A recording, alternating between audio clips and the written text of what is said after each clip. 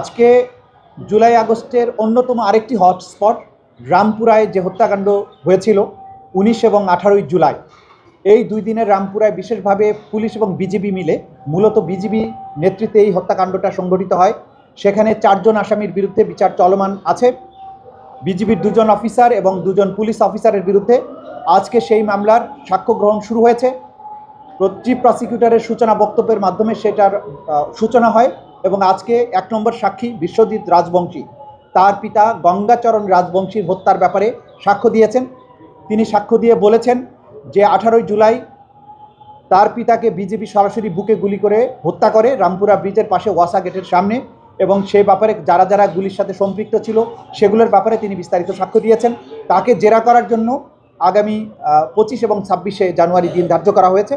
ইনশাল্লাহ এই মামলারও আনুষ্ঠানিক যাত্রা শুরু হয়েছে।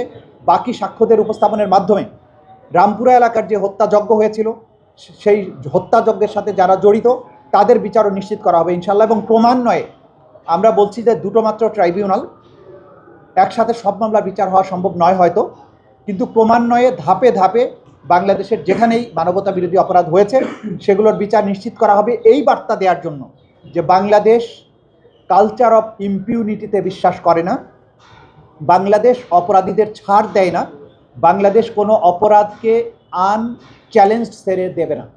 প্রত্যেক অপরাধের বিচার হবে, অপরাধী তার প্রাপ্য শাস্তি পাবেন এবং ভবিষ্যতে অপরাধের রিকারেন্স বন্ধ হবে। রাষ্ট্র একটি সুশৃঙ্খল রাষ্ট্র হিসাবে সামনের দিকে এগিয়ে যাবে। কোকো ও শিয়া বাটারের ইউনিক কম্বিনেশনে তৈরি Natura expert care body lotion স্কিনের ড্যামেজ হিল করে, ত্বক রাখে সফট ও ময়েশ্চারাইজ। লুকিয়ে আর কতদিন, বাই বাই ড্যামেজ স্কিন। পুরাতে বিজিবি যেভাবে হত্যা করেছে, এই হত্যাকাণ্ডের বর্বরতা, এটা 25 মার্চ 1971 সালের যে বর্বরতা তার সাথে তুলনীয়।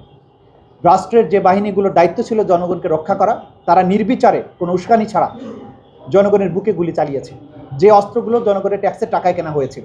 সুতরাং একই রকমের দৃশ্যের অবতারণা করেছেন যারা এটা করেছেন, সেটা যে কারণেই করে থাকুন, যে শাসককে ক্ষমতা রাখার জন্যই করুন, যে স্বার্থের জন্যই করুন, এটা জঘন্যতম মানবতা বিরোধী অপরাধ এবং এই অপরাধের বিচার হতে হবে, বিচার হবে ইনশাআল্লাহ।